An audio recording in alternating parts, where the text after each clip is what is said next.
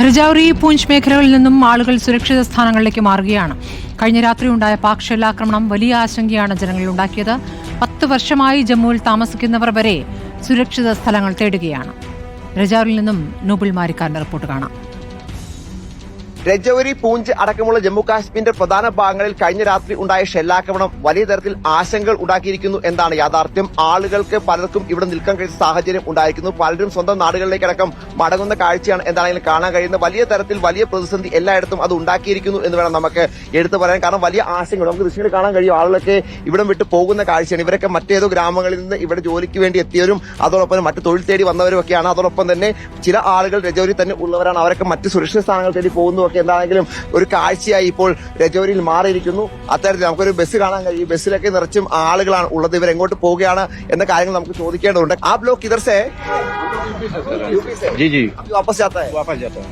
क्यों वापस जाता है? वापस इसलिए जाता है, माहौल नहीं सही है इसलिए वापस जा रहे हैं। ठीक है। इधर इधर का वो दिक्कत है?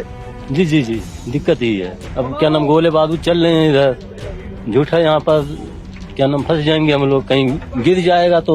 साल आ गया जम्मू कश्मीर 10-12 साल से करीब है जी। पहला बार ऐसा जाना? पहला बार ऐसा है। हर लोग क्या बोलते हैं अभी? क्या बोलेंगे सर, अब इसके आगे क्या बोलेंगे। अब यहाँ रहेंगे तो भूखे मरेंगे।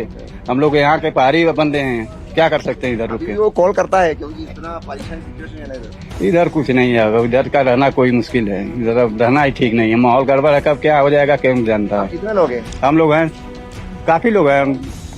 यूपी से बस ഇവരെല്ലാം ഉത്തർപ്രദേശ് സ്വദേശികളാണ്. നമുക്ക് ദൃശ്യത്തിൽ കാണാൻ കഴിയും. ഇത്തരത്തിൽ നിരവധി ആളുകൾ ഇവരെ കഴിഞ്ഞ കുറെ നാളുകളായി ഇവിടെയൊക്കെ ജോലി ചെയ്ത് വന്നവരാണ്. ഇപ്പോൾ അവർക്ക് സ്വന്തം നാടുകളിലേക്ക് സാധാരണയൊക്കെ വെക്കേഷനൊക്കെ നാട്ടിലേക്ക് പോകേണ്ട സാഹചര്യമാണെങ്കിൽ ഇപ്പോൾ ഈ ഒരു സാഹചര്യത്തിൽ ഇവർക്ക് നാട്ടിലേക്ക് മടങ്ങേണ്ട അത്തരത്തിലൊരു സാഹചര്യം, ഒരു ഭയാനകമായ സാഹചര്യം ഇവർക്ക് മുന്നിലുണ്ട് എന്ന് വേണം നമുക്ക് മനസ്സിലാക്കാൻ. ആ പശ്ചാത്തലത്തിൽ കൂടിയാണ് ഇത്തരത്തിൽ ആളുകൾ എന്താണെങ്കിലും നാടുകളിലേക്ക് മടങ്ങുന്നത് എന്നാണ് നമുക്ക് വിവരം ഉള്ളത്. അത് തന്നെയാണ് ഇവർ വ്യക്തമാക്കുകയും ചെയ്യുന്നത്. നിരവധി ആളുകളെ നമുക്ക് ഇത്തരത്തിൽ കാണാൻ കഴിയും. ഇത് യുപിയിൽ നിന്നും ബീഹാറിൽ നിന്നും ഒക്കെ ഇവിടെ എത്തിയവർ. അത് മാത്രമല്ല ഇവിടങ്ങളിൽ തന്നെ പ്രത്യേകിച്ച് രജൌരിയിൽ തന്നെ താമസിക്കുന്ന നിരവധി ആളുകളുണ്ട്. പക്ഷേ ഇവിടുത്തെ സാഹചര്യം മോശമായതുകൊണ്ട് തന്നെ മറ്റ് ബന്ധുക്കളുടെ വീടുകളിലേക്കോ അതോടൊപ്പം തന്നെ സുഹൃത്തുക്കളുടെ വീടുകളിലേക്കൊക്കെ മാറുന്ന ആളുകളെയും ഒക്കെ നമുക്ക് എന്താണെങ്കിലും ഇവിടെ കാണാൻ കഴിയും. അത്തരത്തിലുള്ള ആളുകളുമൊക്കെ ഇവിടെ ഉണ്ട് എന്നതാണ് യാഥാർത്ഥ്യം. എന്താണെങ്കിലും രജൌരി പൂഞ്ച് അടക്കമുള്ള വിവിധ മേഖലകൾ വലിയ തരത്തിൽ തന്നെ ആശങ്ക ഇപ്പോൾ ഉണ്ടാക്കുന്നു. കാരണം ഇത്തരത്തിൽ നിരന്തരം ഉണ്ടാകുന്ന ഷെല്ലാക്രമണങ്ങൾ വലിയ തരത്തിൽ ആളുകളെ പ്രതിസന്ധിയിലും ആശങ്കയിലും ആക്കുന്ന ഒരു കാഴ്ചയാണ് നമുക്ക് ഇവിടെ നിന്ന് കാണാൻ കഴിയുന്നത്. ആളുകൾ പുറത്തിറങ്ങരുതെന്ന നിർദ്ദേശങ്ങൾ വരുന്നുണ്ട്. അതോടൊപ്പം തന്നെ വീടുകളുടെ മുകളിൽ രാത്രികാലങ്ങളിൽ കയറി നിൽക്കരുതെന്ന നിർദ്ദേശം വരുന്നുണ്ട്.